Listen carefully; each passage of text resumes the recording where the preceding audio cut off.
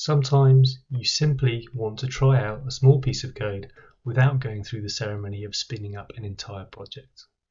For visual learners and practical learners, this could be a really good way to pick up a new technology or just simply to try out new things before adding them to your main project. I'm Matt Neild. I'm a Kentico Kontent MVP and a .NET developer. I'm going to show you how I use LINQPad with Kentico Kontent to try out small snippets of code before adding them to my main solution. I'm a great fan of LINQPad and I've been using it for 5 or 6 years now to create and run small C# snippets and programs with very little effort.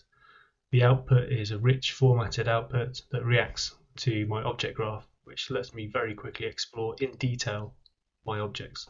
Before we get started with Kentico Kontent, let's have a little look at LINQPad and what we can achieve with it. So here's the LINQPad interface. We can see over here I've got a tab that has all of my queries in here. These are just saved as .link files to my file system, and I happen to also synchronize this to OneDrive so that I've got them available wherever I need them. We've got some samples that come out of the box with LINQPad, particularly like the F# ones if that's something that you're looking into, or perhaps just looking at things that have changed with C#9 or C#8, and also some just general tutorials in how to use LINQPad. Over here in the top panel we've got connections, so these can be a LINQPad driver or link to SQL. You can obviously add your own connections as well, or use EF core, etc., depending on what your particular requirements are. And then over here we have the main window, which is the query window. So this is where I spend most of my time. If I actually press Shift F8, I can get rid of the toolbar on the side. I don't need that for this demo.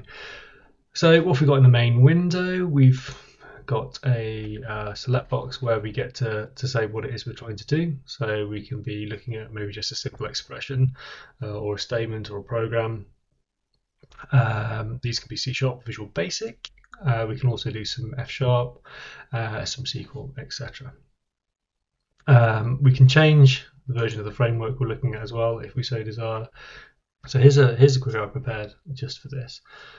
We're just going to go and list out the processes on the current machine where the window title isn't empty.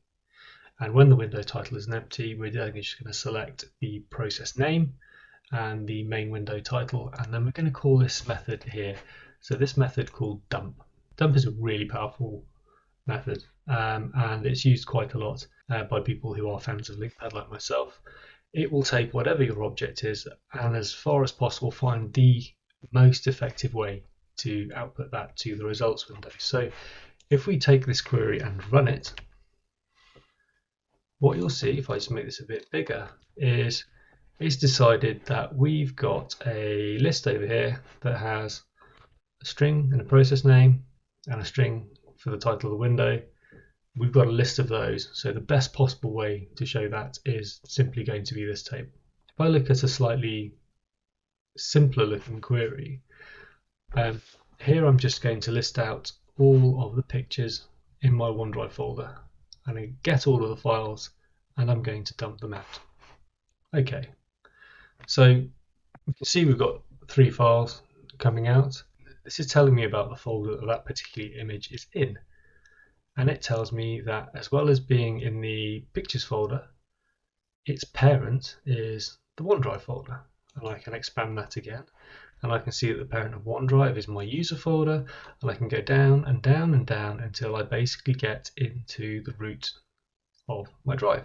It's kind of like a watch window, but in the results that you've already run, which makes it very, very powerful. Those were some simple examples just to introduce LINQPad. So now let's think about how we can work with LINQPad and Kentico Kontent.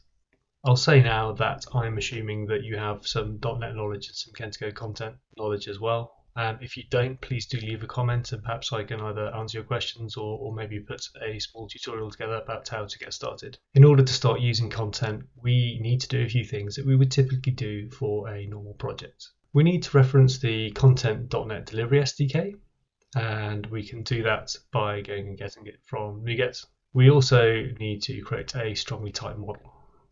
You can do this by downloading the Kentico Kontent model generator, which is available from Kentico's GitHub page if you go to github.com/Kentico. The other thing we're going to need is our Kentico Kontent project ID, which you can get from the content admin interface. If you log into your project and go to the settings keys, you should be able to easily locate it in there. You may also want to get the preview API key if you're going to use the preview mode of your data.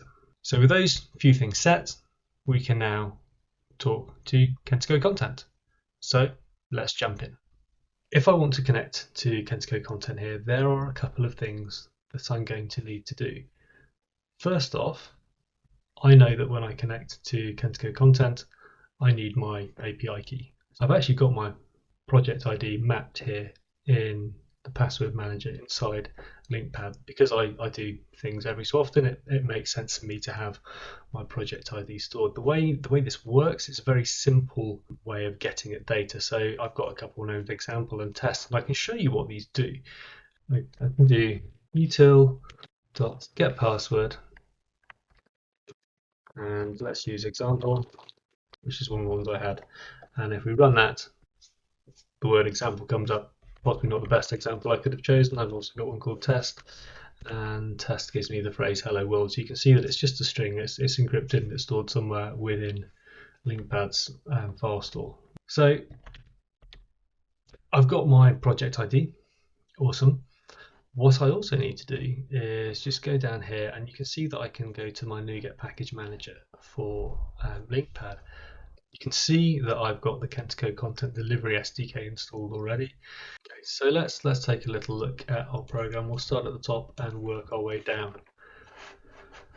So we're going to create a delivery client, and we're going to use the project ID that I set up in the passwords in LINQPad. We're going to tell it to use the production API, and we're going to build that, and we're going to tell it what the type provider is that we want to use. So that's the type provider lower down. We are then going to do a simple query where we look at all of the blog posts, we order them by the date they were posted, we only return 5 results, and we skip the first 3.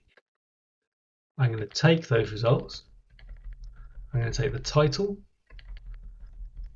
the publication date, the page URL, and a short version of the summary, and I'm going to call .dump on those to output them to the result window. I'm then going to go and get some taxonomy and do something fairly similar, and finally I'm going to do the same with the types.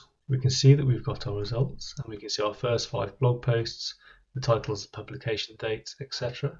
I can see my taxonomy tags here that I apply to blog posts, and I can see all of the content types that I have within my solution at the moment. So as you can see, it's a simple blog website. There aren't that many content types. So this is a nice simple test, but how can I show you more about this here and how we make that result window better?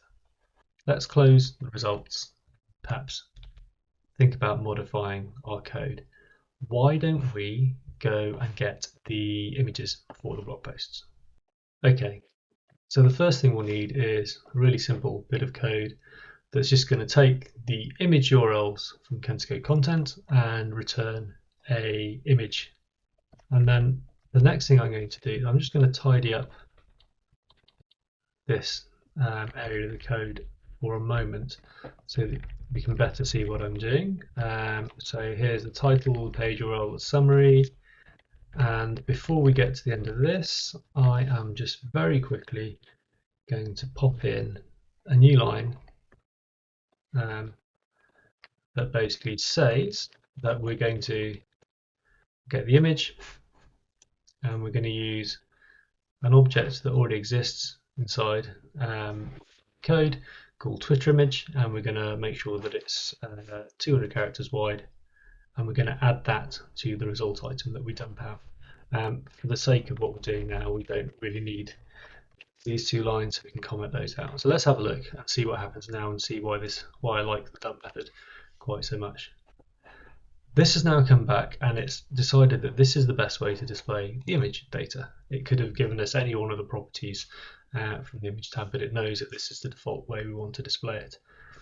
So that's now a really great visualization of the content that I'm trying to pull back. So that's a quickish tour of using LINQPad with the Kentico.NET Delivery SDK without the whole ceremony of setting up a new project. For me, this is a great way of working things out, and hopefully you found that useful too. I highly recommend that any .NET developer takes a look at LINQPad. It's definitely worthwhile, and it's a tool that I always have in my toolbox. If you do want to try out LINQPad, then trot over to linqpad.net, where you can download a copy for free and start trying it out right now. If you are interested in trying this with Kentico Kontent and you don't already have a subscription, you can use the QR code that's on the page here for an extended trial of Kentico Kontent too. I'm always happy to answer any questions if I can. So if you do have any questions, please reach out either in the comments or drop me a line on Twitter and I'll do my best to answer. Finally, if you liked this video, please do hit the like button and possibly consider hitting subscribe too. It's a great way for me to know that people are actually watching this video and gives me a slight hint that perhaps I can make some more that people might find interesting.